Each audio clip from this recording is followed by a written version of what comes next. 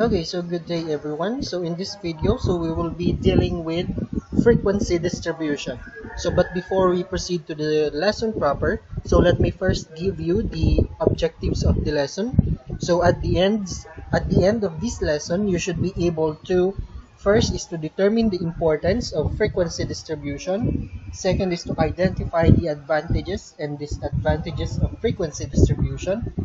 Third is to construct a frequency distribution table, and then the last is to construct a histogram, frequency polygon, and an ogive prior to the accomplished frequency distribution table. Okay, so moving on, we have frequency distribution. So let us first define what is frequency distribution. So this is a tabular representation of survey dataset used to organize and summarize data. Okay, so it may be a list of either qualitative or quantitative values that a variable takes in a data set. Okay, so a frequency distribution table or a frequency distribution is a table that shows or that divides data into groups or classes and shows how many data values occur in each group. Okay, so later on, we'll be discussing on how to construct the frequency distribution table. But before that, let me first give you the importance of frequency distribution table. So the frequency distribution is the basic building block of statistical analytical methods and the first step in analyzing survey data. So it helps the researcher to organize and summarize the survey data in a tabular format. So it also helps the researcher to interpret data in a short period of time. And then lastly, it also helps the researcher to detect outliers or extreme values in a survey data set. So what do we mean by outliers or the extreme values? So an outlier is a number that is much larger or much smaller than the rest of the data. Let's say, for example, there is a set of scores in a statistics class. So let's say that this scores comes from 30 students, and then most of the students get 40 and above. So the outliers there are the students or the percentage of students who got 40 and above. Okay, so that is the importance of frequency distribution table. So we can easily find the outliers or the extreme values. Okay, so let's proceed to the next one. So the advantages and disadvantages of frequency distribution table. So let us have first the advantages. So rapid data visualization. So frequency tables can quickly reveal outliers. So kagaya na sinabi natin kanina, it can reveal outliers and even significant trends within a dataset with not much more than a cursory inspection. So hindi na natin kailangan inspect mabuti yung mga set of data natin. So if the set of data is 100 scores of statistics test from 100 students, so mahirapan tayo mahanap kung ilan yung nakakuha ng ganitong score. For example, is 80 to 90. How many students got those scores? So using the frequency distribution table, mas madali na nating ma-organize or makikita yung mga kailangan nating data or yung kailangan nating information doon sa nag-gather nating data. Okay, so let's have the second one. So visualizing relative abundance. So what do you mean by relative abundance? So frequency tables can help researchers to examine the relative abundance of each particular target data within their sample. So relative abundance represents how much the data set is comprised of the target data. So relative abundance is often represented as a frequency histogram but can easily be displayed in a frequency distribution table. So later on, discuss natin kung ano yung frequency histogram. Okay, so disadvantages. So complex data sets may need class into intervals. Okay, so one disadvantage is that it is difficult to comprehend complex data set that are displayed on a frequency distribution table or frequency table. Okay, so there are people who are not knowledgeable of what is included in a frequency distribution table unless it is presented graphically. So, yun yung isang disadvantage ng frequency distribution table.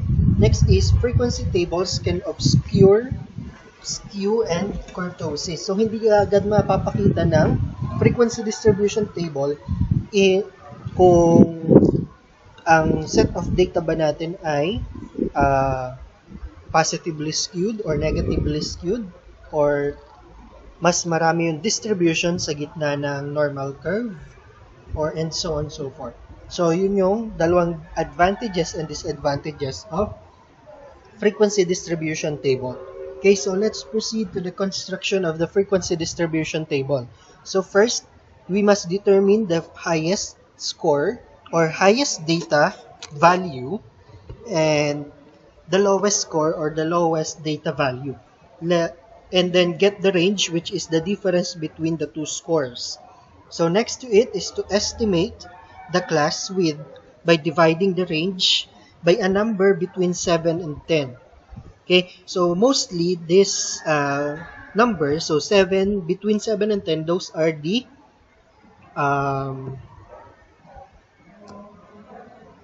preferable ng mga researcher natin gamitan as the number of class. Okay? So, as the number of class. So, 7 and 10. Okay? So, divide lang natin yung nakuha nating range by a number between 7 and 10. So, remember, yung number of classes natin depends on the researcher himself or herself. So, yung ating po number of classes is the discretion of the researcher or yung choice ng researcher kung anong gusto niyang gamitin na number of classes. So, next, after natin ma-set up yung number of classes, so set up natin yung mga class intervals, so which will be shown later on. So, and then we have the tally, the corresponding number of scores in each interval, and then summarize the result or sum up the tallies under the frequency column.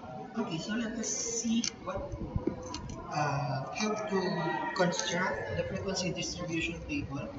So as shown, so let us have an example. So let us have this student scores on a statistics test. So let's have this set of scores. So these are all 24 scores. So 35, 33, 37, 14, 41, 32, 15, 40, and so on and so forth. So these are all 24 scores from, of course, 24 students who got the statistics test. Okay, so remember the first step is to find the highest and lowest score or lowest data value. Okay, so as you can see in our set of scores, 48 is the highest score or the highest data, and 15 is the highest score or the lowest score or the lowest data. So after identifying the highest and lowest score, we can now we can now compute for the value of the range. So the range is computed as highest score minus lowest score. So it is simply as 48 minus 15, that is 33. Okay, so that is 33. So after identifying the range, we then have the class intervals or the class width na tinatawag natin class width. Kung gaano kadami yung bilang ng scores or the bilang ng data na include natin sa bawat classes. So let us use, okay, so the value of range is 33. Okay, so the range is 33.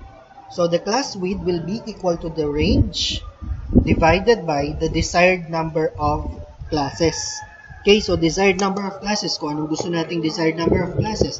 So in this example, so I decided to use 7 as the number of classes. So yung 33 natin will be divided to 7 equals 4.7. So remember, yung class width natin dapat lagi whole number. So if this is 4.7, so round it off to whole number. So that will be 5. So ating pong class width is 5. Okay? So let us have the frequency distribution table. So this is our set of scores of 24 students who got this statistics test. So remember, kanina ang ginamit nating number of classes is 7. So we have 7 classes. Okay, 7 classes. And then mag-iwan tayo ng isang blank row sa baba. Kasi minsan, hindi laging exact 7 yung classes natin. Depende doon sa list of scores natin. Okay, so let us proceed to the class interval. So sa class interval, so start tayo sa lowest score. So 15. So starting from 15, bilangin lang natin 15, 16, 17, 18, 19. So remember, yung ating class width is equal to 5. So starting from 15, kasama si 15, so 15, 16, 17, 18, 19. Okay? So pag nakuha na natin yung 15 and 19, so yung first class natin, add na lang tayo ng 5. So 15 plus 5 and then 19 plus 5. So yun yung kasunod nating class. So 15 plus 5, that is 20. 19 plus 5, that is 24. Okay? So next class, so we have 25 and 29, 30 and 34, 35 and 39, 40 and 44, and then we have 45 and 49. 45 to 49. Okay, so yung ating pong first, yung column natin ng class interval on the left side, okay, is called the lower limit. And then the other side is the higher limit. Again, so yung 15, 20, 25, 30, 35, 40, 45. So starting from 15, nag-add lang tayo ng 5 until ma-reach natin si 45. Okay, so yung column natin na yun, si 15, 20, 25, 30, hanggang 45 is called the lower limit. And then on the other hand, so we have 19. So add tayo ng 5, that is 24, 29, 34, 39, 44, 49. So that will be our higher limit or the upper limit. Okay? So yun po ating class interval. Next, identify natin kung na-reach ba natin yung kung lahat ba ng scores, yung ating scores ay kasama dun sa ating class interval or dun sa classes natin. So, ang ating pong lowest score is 15 or it included sa class 1. And then, ang ating pong highest score is 48, which is included sa last class, which is 45 to 49. So, included na po din yung 48. So, let's continue. So, we have the tally. So, paano naman po tayo magtatally? So, iisa-isahin natin yung mga scores. So, starting from 35, so, andun po siya sa 35 to 39. Next is 29. Ayun po, 25 to 29. We have 26, 33, 34, 44, 37, 38, 40, 48, 36, 26, 41, 42, 43, 32, 36, 36, 15, 39, 35, 40, 34, 36. So, isa-isahin lang po natin. So, make sure na lahat ng scores ay na-include natin doon sa tally because the next column will be for the frequency. So, it is the number of occurrences of each data in our class interval. Okay, so for the first class, so we have 1 as the frequency. For the second class, so we have 0. So for the third class, we have 3. Next, we have 4. We have 9, 6, and 1. So, dapat po ang total niya is 24. So that will be the number of samples, which is the 24 scores of 24 students in a statistics test. So, dapat po tally dun sa number of data natin. Ano po? Okay, so let's continue. So let's add two more columns. That is for the class boundaries. So paano naman natin kukunin yung class boundaries? And ano ba yung class boundaries?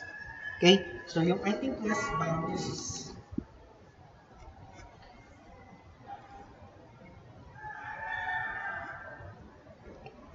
are the actual endpoints of the class of the interval. So it is the actual endpoint of each intervals. So, paano natin kukunin yung class boundary? So, yung sa ating lower limit, so 15, 20, 25, hanggang kay 45, subtract lang po tayo ng 0.5. And then naman po tayo sa upper limit o sa higher limit, so from 19, add naman po tayo ng 0.5. So, doon sa left column, so subtract tayo ng 0.5. And then doon sa right column, add naman tayo ng 0.5. So, we have 14.5 to 19.5. 19.5 to 24.5, 24.5 to 29.5. We have 29.5 to 34.5, 34.5 to 39.5. We have 39.5 to 44.5. And lastly, we have 44.5 to 49.5. Okay, so that is the class boundaries. So next is our class marks. Ano naman po yung class marks? So pag sinabi natin class marks, it is the midpoint of each class.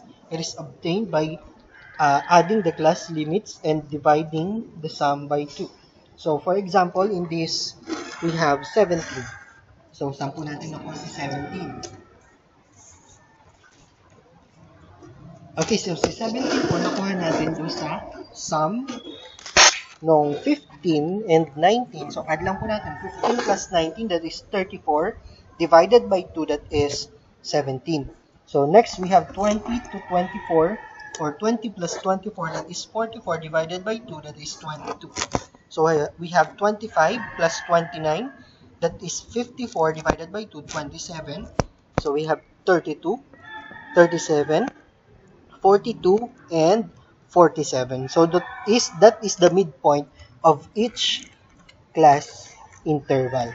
Okay, so yun po yung midpoint nila hanggang kay 45 to 49. Okay, so that is our class marks. So let's add another column. Okay, so the next column is for cumulative frequency. So ano naman po yung tinatawag natin cumulative frequency? So paano natin po natin cumulative frequency. So cumulative frequency is done by adding the frequency of the class to the frequency of all previous classes. So the result of doing this is called the cumulative frequency. Yung cumulative frequency natin, mag-start tayo kay do sa first class, of course. So starting from the first class, 1, add lang natin yung frequency nung next class. So 1 plus 0, that is 1 pa rin. Okay? So, in-add lang natin yung 1 and 0. And then, we have 1 plus 3. So, we have 1 plus 3. That is 4. 4 plus 4. That is 8. We have 8 plus 9. That is 17. We have 17 plus 6. That is 23. And then, 23 plus 1. That is 24. So, make sure that 24 yung last na value natin doon sa cumulative frequency column ay tally doon sa ating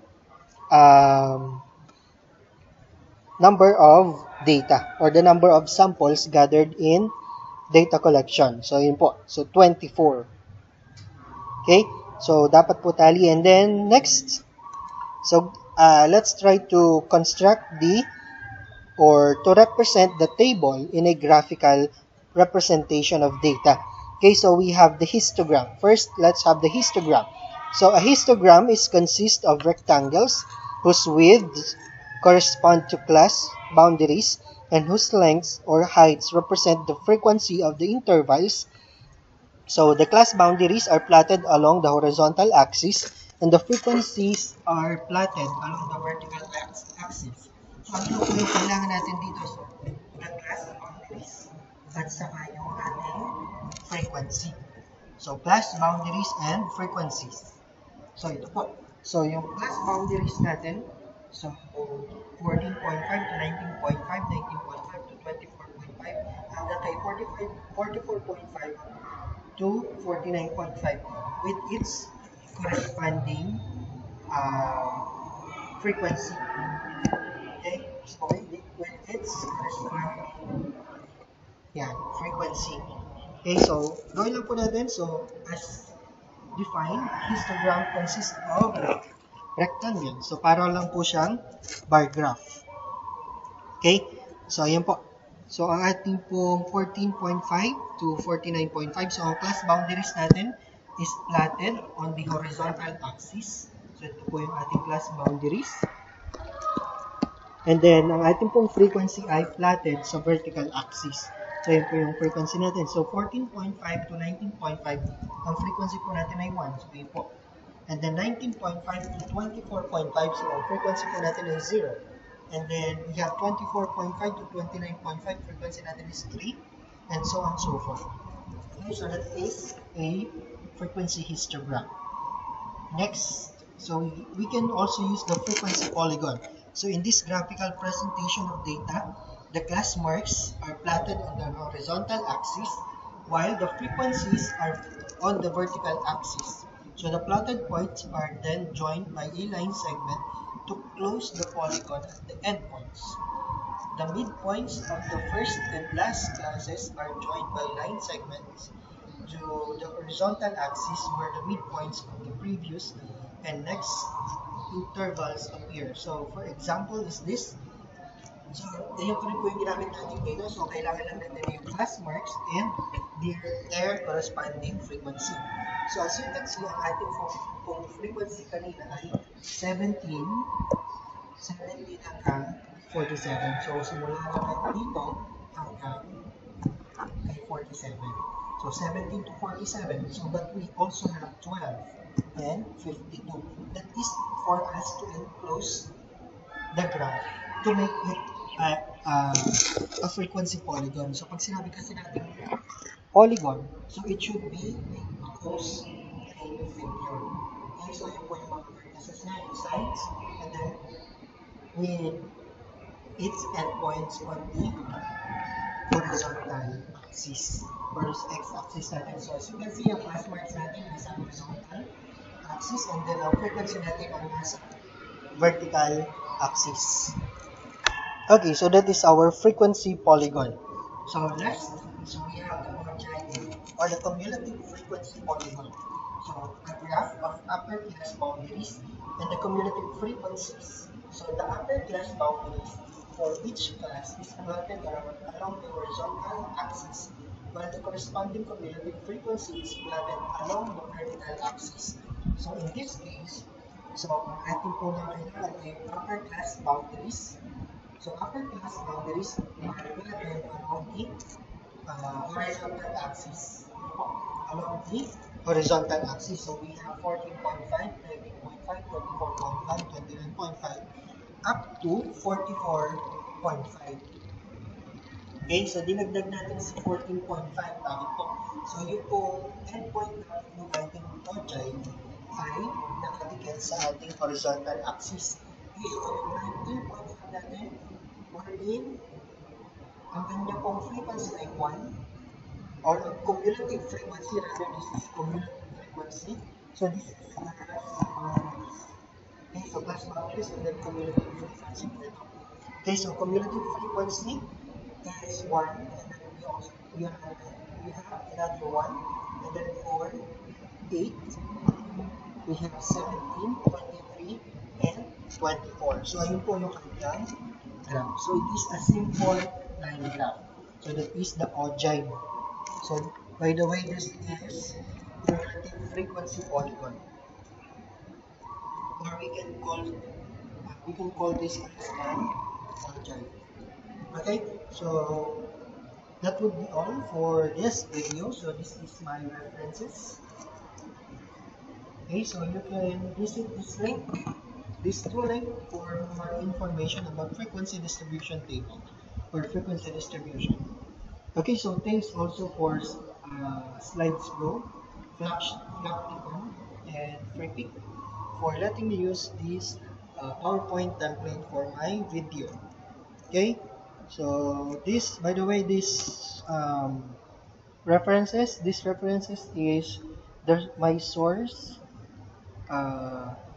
kung saan ko po kinuha yung mga data, yung mga content na nilagay ko dito sa aking video.